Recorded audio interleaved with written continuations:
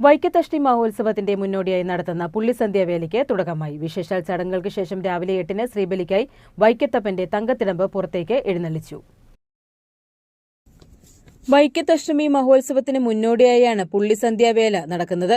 വിശേഷാൽ ചടങ്ങുകൾക്ക് ശേഷം ശ്രീബലിക്കായി വൈക്കത്തപ്പന്റെ തങ്കത്തിടമ്പ് പുറത്തേക്ക് എഴുന്നള്ളിച്ചു. ഗജവീരൻ കണ്ടിയൂർ പ്രേംശങ്കർ ഭഗവാന്റെ തങ്കത്തിടമ്പേറ്റി. വാദ്യമേളങ്ങളുടെ അകമ്പടിയോടെ ക്ഷേത്രത്തിന് 3 പ്രദക്ഷിണം പൂർത്തിയാക്കി എഴുന്നള്ളിപ്പ് സമാപിച്ചു.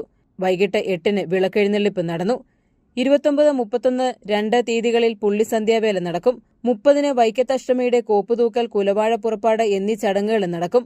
വൈക്കത്തഷ്ടമിയുടെ കൊടിയേറ്റ് ഡിസംബർ 1-ന് രാവിലെ 6:30-നും 7:30-നും മധ്യയാണ്. ഡിസംബർ 12-നാണ് ചരിത്രപ്രസിദ്ധമായ വൈക്കത്തഷ്ടമി. 13-ന് ആറാട്ടും 14-ന് മുക്കുടി നിവേദ്യവും നടക്കും.